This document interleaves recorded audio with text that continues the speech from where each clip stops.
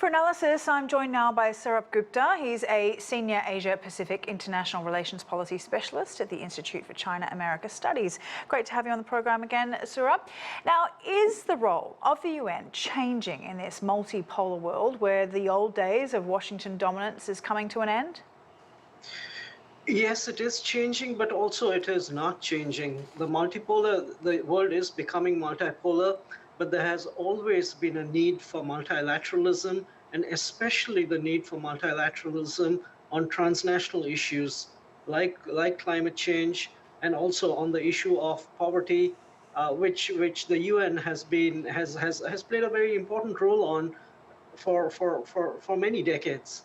And so while, yes, power politics is entering into the fray, or rather has entered into the fray, I think even the major powers understand that without the United Nations functioning smoothly, that many of the challenges the many challenges that reside beyond mere major power politics cannot be tackled. And at the end of the day, we will all be poorer if those challenges are not tackled. And of course, we're seeing China's economic rise reflected in increasing influence on the world stage, including at the UN, aren't we?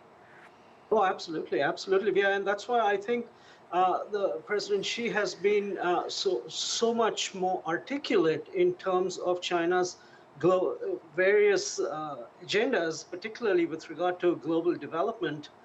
We've got something on security initiative, civilization initiative, but I think the development initiative is the one which he has focused a lot right since his coming into office in 2013.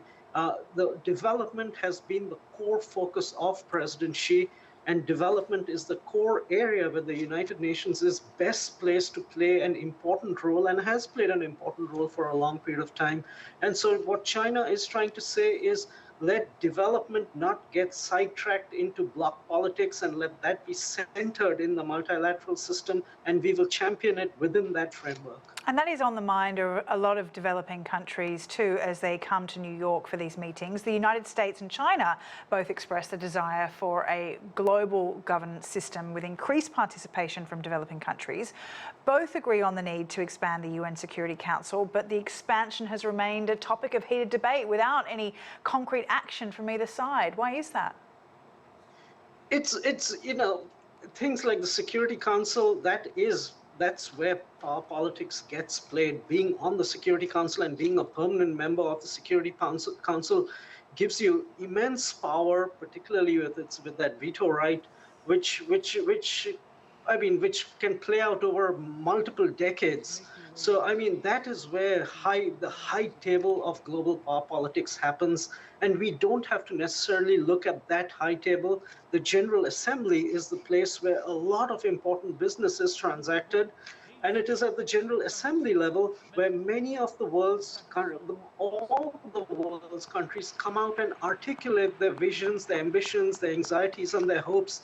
And what the General Assembly session does, is give a voice to all these countries who have an equal standing nominally in the system, so that they can bend the agenda in that direction. They are the majority, and it is deserving that agenda also bend in their favor. All right, Sourabh, thanks very much for your time. Sourabh Gupta